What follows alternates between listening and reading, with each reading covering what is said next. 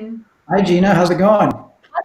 It's going really good. We were in our Good. preview for this just a second ago, and you looked really pixely. So I'm really glad to see you didn't turn into a bunch of like squares over the Looks weekend. much better now. Yeah, it looks much better now. Yeah. So everybody, welcome to hashtag Trek It Too. Aaron, do you want to explain what this is about? So what we do every day at 2 p.m., viewers, is we take a virtual trek through the pages of Boys Life magazine. And each day we choose a different story or a different section of the magazine to feature. And I'm really excited. We have a very exciting opportunity today to not only read a really cool story, but also talk to somebody who was there, somebody who actually took the photo. Should we bring Mr. Chris on right now, Gina, or do you want to tell a few jokes first, or what's the I think plan? you should come on in. Come on, Okay, join the Facebook so Live. joining us for our live broadcast today, all the way from the West Coast, I believe, we'll let him explain for sure, Mr. Chris Higgins. Chris, how are you? I'm doing pretty good. How about you guys? Doing good. Do you read us? I do, loud and clear, and you look a Good. lot better than the test footage. Good. Well, I'm like fanning out right now because I'm surrounded by both the author of the story we're going to read today and the photographer. So much talent on one broadcast. I'm not Yeah, sure if I Triple can Two feel can the handle the talent on talent. this Facebook Live. The talent overload is just amazing. Chris, where are you right now? I'm in Knoxville, Tennessee. Knoxville, Tennessee. Okay, gotcha. Very Yes, nice. sir. And you shot a couple of different stories for Boys Life last year. So for folks who don't know, I get a lot of questions for Boys Life. Where do you get all the good photos? People ask me that all the time. Do the scouts send them in? Do the parents send them in? Do they just show up all of a sudden? And the answer is no. We have a very, very professional photo department, and we have a staff photographer that Gina and I know named W. Garth Dowling, who shoots a lot of stuff himself. And when he is unable to shoot something or has a conflict or something like that, we hire freelance professional photographers, not just your random dad or mom who can take pictures, but Chris is an actual real life professional photographer. He gets paid to take pictures. It's true. And you shot a story last year out in California, and you shot another story for us also, right? Yes, sir. A caving story, I Caving. Okay, believe in that's right. Pennsylvania. Right. So one assignment in Pennsylvania in a cave underground, and a second assignment in California, backpacking above ground through a river. So that's Yes, sir. pretty diverse. Yeah. So what was this? So folks can see the cover. This is the cover. Gina, what issue is this? November?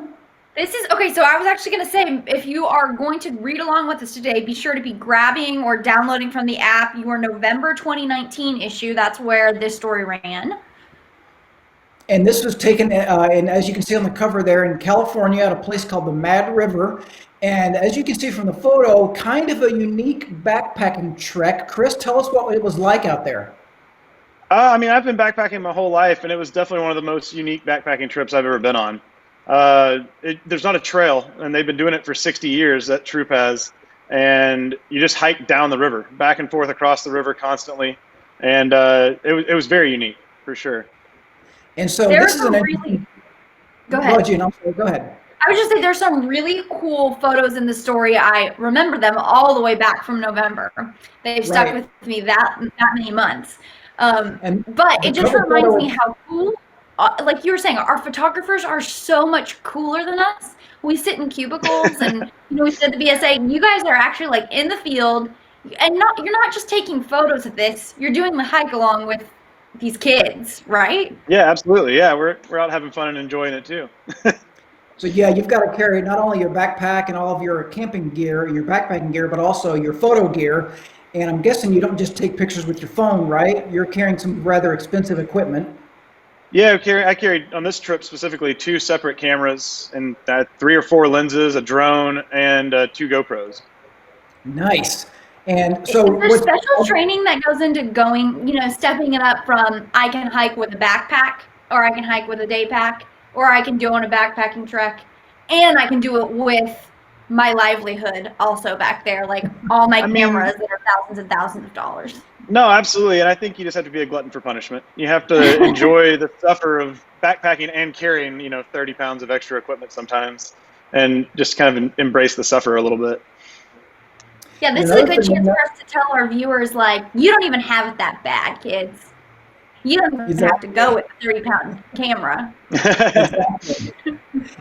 Another thing that's interesting, I think that a lot of people don't realize, Gina, is so, Chris, you were out there. This was a 3-day trek, I believe. It was. Correct. 2 nights, 3 days. And you probably took, I'm going to say, 2,000 photos? Is that conservative? How many photos do you? Yeah, I'd say the average keep rate's 1 in 100. So, yeah, probably 2,000 or 3,000 photos, give or take. Right. And so I think people, when they see Boys Life magazine, they see a 6-page story or whatever it is with 15, 20 photos, and then they might see an extra photo gallery online, but they don't realize you were out there hiking, walking, and in this case, almost swimming, while also taking photos almost nonstop. You don't really get a break, right?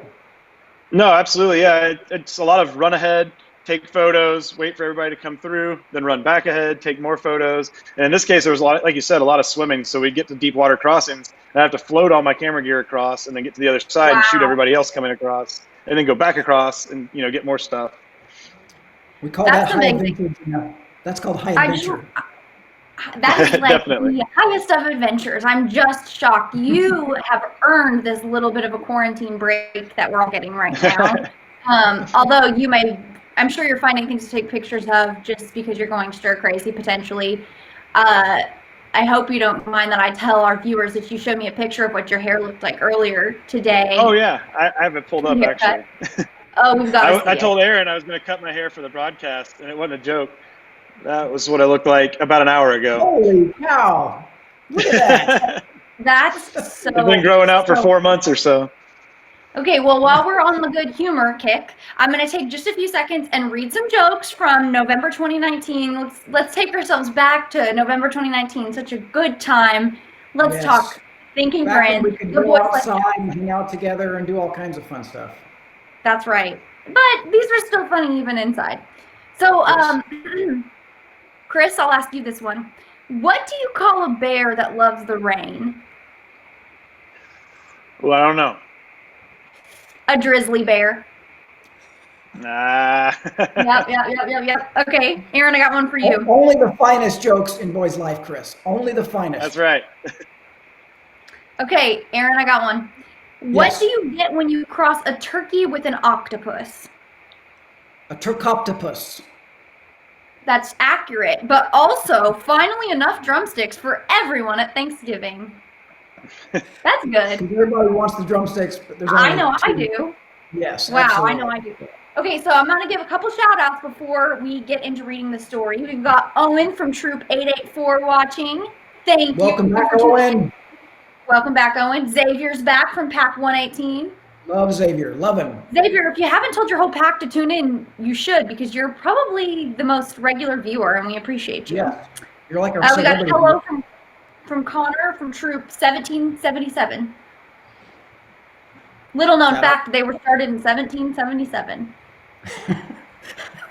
Wow, that's impressive. Yeah, before the BSA. 100 years before the BSA existed, yeah.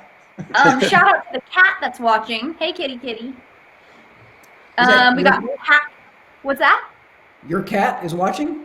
No, not mine. I don't have a cat. This is this would be Owen's cat who's watching. Okay, good. Yeah. Pack 36. Shout out. Thanks for tuning in. And Melissa made a comment. She said the gear must be really heavy for you, Chris. It definitely is, for sure. It's an accurate you have one statement. Sympathizer at least, Chris. One who there you go.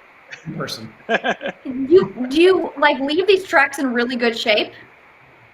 I actually left this exact trek that we're talking about and flew straight to Wyoming to climb the tallest mountain in Wyoming. So I was feeling pretty good then. Now I'm out of shape and been sitting on the couch for 4 months. So I feel very unaccomplished right now. When's the last All I time you did did today was it? eat a pack of Oreos, so. I have an empty pack sitting next to me right now. Okay, well, very awesome. Let's get to the story. That's what you guys all tuned in for. I'm going to read it. Chris and Aaron, please interrupt me. You're the talent behind this story, so feel free to interrupt, ask questions, add more. I'll probably have questions for you as we go. Back and Forth by Aaron Durr and photographs by Chris Higgins. The scouts of Troop 27 in Eureka, California approach the edge of the river with both caution and confidence. They've done this before. In fact, some of the older scouts have done this many, many times before. But that doesn't mean they take anything for granted. They look both ways to make sure they're crossing in exactly the best spot. If they have to go back a short way in the direction they just came from to find a safer spot, so be it.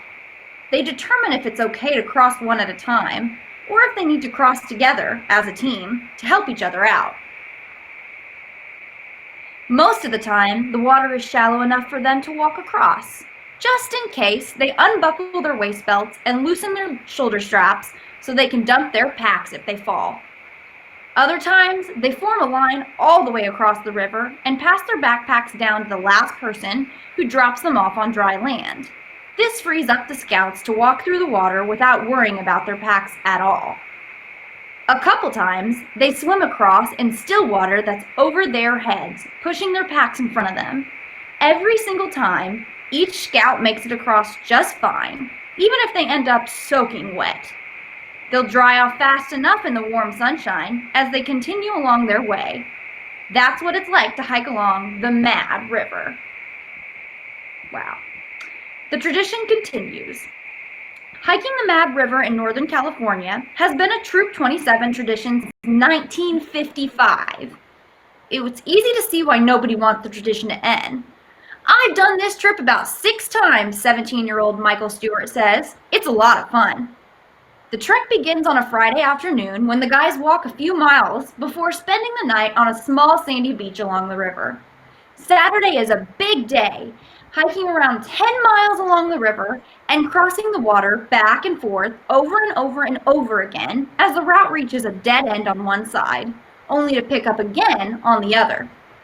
Younger scouts are allowed to skip the Friday night hike and go a shorter distance Saturday before meeting up with the other group Sunday morning, when everyone hikes out together. We walk along the riverbank, and basically, when the riverbank ends, we cross the river and go to the other side, and then keep going, Michael says. Most of the crossings are simple. Sure, their shoes and socks might get damp, but that's no big deal. They don't bother changing socks, because another crossing is always right around the corner, and they wear non-cotton socks that hold up when wet and are less likely to cause blisters. You have to pay attention to where you're going, says Andrew Rice, 17, of the frequent crossings. It makes it much more rewarding to finish it. Other times, it's more of a challenge. For situations like these, the guys have to be prepared. Mess kit? It's okay if it gets wet. Just put it in your pack. Sleeping bag? Need to keep that dry, so into a pack it goes. My mom called me in the middle of that, so I lost my spot. Doesn't she know what you do at 2 o'clock every weekday, Gina? No, I'm gonna have to let her know. I'm sorry if it makes the slideshow time out, but I'm just in awe of this. Like, I initially was like, boy, I wonder if the bottoms of their backpacks get a little wet when they're crossing the river. And now I'm realizing their packs are getting submerged. Right? Absolutely. And floating. They floated them in a lot of spots. They'd put them in garbage bags and just float them across the river. So a little behind the scenes, did anything get wet that kids were upset about? I mean, I think the most upsetting thing is your socks. When your socks are wet, you have to put them back on the next morning and they're cold. Nobody likes that. Man.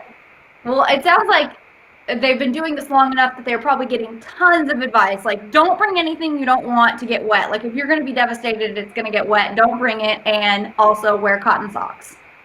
Absolutely. Well, I don't know about cotton. You want wool for sure, but yeah. Don't wear cotton socks. Oh, don't wear cotton. See, that's a trick question. Don't wear cotton socks. Right. Yeah. Well, that was a trick statement. So I wasn't sure to bet on this, but now I checks out. Okay. I'm just going to start in the random spot because my mom ruined this. Okay. Saturday It's is a okay, big Mom. day. We still love you. Yeah, totally, Mom. Saturday is a big day, hiking around 10 miles along the river and crossing the water back and forth over and over and over again as the route reaches a dead end on one side, only to pick up again on the other. Younger scouts are allowed to skip that Friday night hike and go a shorter distance Saturday before meeting up with the other group Sunday morning, when everyone hikes out together. We walk along the riverbank, and basically, when the riverbank ends, we cross the river and go to the other side and then keep going, Michael says. Most of the crossings are simple. Sure, there's shoes and socks. Oh, I read all this. It's okay. You're doing Oh, fine. you're just gonna let me. You're doing fine. Okay, I got it. The key to surviving the Mad River hike is waterproofing everything in your pack that can't get wet. These guys put those items in either resealable bags or large garbage bags. Read that. Colton Johnston, 16, has completed 3 Mad River hikes. The first time, I probably didn't pack as well as I could have, he says. Some things I packed weren't securely waterproof. You have to make sure the bags don't get torn, because that can happen easily while packing and unpacking during a hike like this. The most challenging crossing is a spot the guys call the gorge. There's only one specific point where it's safe to cross. And because of the rushing water all around that spot, the scouts have to be extra careful. It's challenging, says Campbell Nielsen, 14, and it's a lot of fun. The best crossing spots are the ones where the guys really have to work together to get across the river. It's what separates Mad River backpacking from any other kind of backpacking. It's fun to cross the river in all kinds of crazy ways, 16-year-old Grayson Holstrom says. At some spots, if one person tried to get through it by themselves, they'd have a much harder time than if everybody did it together. Interesting. Did you see some pretty inventive ways to cross the river by these guys? Oh, absolutely. As simple as just ankle deep water crossings versus sometimes, it'd be, shoulder to neck deep and still pools, but you'd have to hold your pack above your head. It was easier to pass your pack between people. And the scouts helped me a lot passing my pack, because trying to keep the camera gear dry, it was a group effort on everybody's part trying to get it down the river too. Ooh, that's a good point. So teamwork really did come into play. Now, do Aaron and Chris, do you guys have to talk to make these stories happen? Do you have questions for Chris that you kind of, or do you stick to interviewing the scouts, Aaron? I do sometimes. I don't remember if I spoke with Chris specifically for this story. I do occasionally talk to the photographer, but a lot of times what I'll do is work with Garth in our office, and I will get the captions from Chris or whoever the photographer was, and sort of there's a lot of good information in there on where they were and what they were doing. And then so when I call the scouts on the phone later, I know kind of what to ask them about. Hey, I saw a photo of you crossing in this waist deep water. What was it like, or whatever? So that helps me be prepared for my phone interviews. Interesting. Yep. Now, isn't there I'm recalling there was a backstory of a father and a son. I think we posted this on our Instagram. Yeah. And grandfather had gone, and this father. Yeah, so and the Johnston family, you mentioned a minute ago, Pete Johnson and Colton Johnston. I guess it was Pete's dad and Colton's granddad was the first one to start the hike 60 some odd years ago. And they've done it every single year since then. Wow. So there's a really good picture. I'm sure you took the latter one, probably not the first, but it's the grandfather and the father took a picture when the father was, young kid on the hike for the first time, and now there's the father and the son out there too. And I may be wrong here, and somebody can fact check it, I guess, but I want to say that Pete, he would have been the dad on the trip, one of the scoutmasters, said it was the longest continuous traditional hike in the scouts, but I don't know if that's true, but that's what I was told. Yeah, it'd be hard to fact check that because there's so many troops out there, scattered across the country that have done, long traditions like this. But this is definitely one of the more unique ones that I've ever heard of. And I've never heard of one that's this long, but yeah, exactly. So it's certainly as impressive as any sort of long-term tradition that I'm familiar with. Yeah, it took me by surprise when he said that. I was like, wow, that's a really long tradition, to be doing this for, that many years. Right. And I don't remember, I don't think it's mentioned in the story, Gina, but that's one of the, this troop uses this as kind of a recruiting tool that, when they're trying to recruit new kids, they can show this as an example of, hey, this is the kind of thing we get to do every year. And there's a lot of scouts that sign up for this troop because they are excited about the possibility of doing this kind of thing. That's cool. It makes sense. I also have to laugh at the thought of being like, if you didn't know this was going to happen and you're like, I'm going to join this trip, I'm going to go on this like little hike with them, and then you do this, boy, oh boy, that would be a big challenge. Well, and I also, like you mentioned, one thing that they do here for this that a lot of other troops do similar things is they have a shorter option for the less experienced scouts, right, Chris? So some of the younger skip that first night, and so their hike several miles less than the older, more experienced guys. So the first year scouts who have never done it before are likely going to be spending a lot less time out there than the older kids. Yeah, actually, those are the younger kids on the rock in the slideshow currently, surprising the older kids as they came around the corner. There you go. That's where we met up with them coming down from the top. Nice. I'm going to read the final comments we've got here. So Xavier said his den friends say they watch the Facebook Live, so that's cool. But they have different class schedules, so they can't always watch it live. So in the future, hello, Xavier's den friends. Yes. We got a hi from Travis. We got a hi, and sorry she's late from Kim. It's okay, Kim. Don't let it happen again, Kim, but it's all right. We go live at 2 every day. Not as bad as Gina's mom, but that's okay. No, but she said wool socks only and no denim. Yes. Interesting. Definitely. When you're going to get wet like that, for sure, yep. Cub Scout Pack 422 says they're missing their Pack City hike over the High Line in New York City. But they're going to do some hiking after they're able to, so that's good. And Ryan Moses, I think, has the greatest comment, #teamwork. It's true. Xavier has a question for you, Chris. How did you take the photos from above? That was with a drone, a DJI drone that I carried on the top of the backpack very carefully all the way down the river. Wow. Okay. Pretty cool, right, Xavier? He used a drone. And not only, like, it wasn't like a drone that was, like, hired out to come fly out there, take some pictures, and leave. He carried it. No, yeah, I carried it in the backpack the whole time. Yeah. And that's very cool. Well, anything else you guys want to say before we bid our viewers goodbye till tomorrow? I would just like to say real quick, Gina, that crossing water like that, crossing river streams, is not something that you take lightly. Can be very tricky, I'm sure, as Chris could say, even if you're not carrying camera gear, even if you're just carrying a backpack, or heck, even if you're just walking by yourself, it can be very tricky. You slip on a rock, if the water's moving, you get swept away pretty easily. And these guys followed all the BSA rules they were supposed to. They had their strong swimmers and everything like that, and they had adults looking out for kids who might struggle. You can see some of them, they had rope, right, Chris, that they used as for balance to cross. A lot of them use walking sticks. So this is kind of a what we call experience. This is an experienced required hike. This is not something you would do if you've never really gone outdoors and experienced anything extreme like this. This is a pretty don't try this at home kind of adventure unless you're prepared and have done it before and have proper training. Yeah, absolutely. Otherwise, also, good luck trying this at home. I don't know who has that in their backyard, but. Well, these scouts did, Yeah, exactly. They did, Gina. Yeah. True, that's true. No, it says a lot that has been going on for so long, and probably the longer they continue this tradition, the safer it can be because there's more experience, more adults realize the dangers of the water and are vigilant. Yeah, and like we said, there's some of the adults who were on this trip, they did it when they were kids in the scout troop. So they know what it's like more than anybody.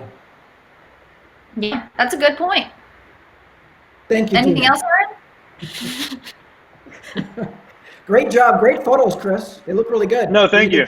Absolutely. No, thank you so much. And thanks for joining us, Chris. It was extra awesome to have you here today, able to answer our viewers' questions and give us insight that we just don't get from our desks. Absolutely. No, definitely. I was happy to be here for sure. Thank you for having me. And a big congratulations on the haircut. Oh, thank you. Yeah, my wife did it. She did a really good job. It was the first time she's ever done a haircut. So it looks like she's good. You need to keep her on. All right, guys. Well, we'll see you tomorrow at 2 p.m. Central for another trek at 2. Chris, Aaron, talk to you later. Yeah, Thanks, thank Gina. you. Thanks, Bye. Chris. Good job, guys.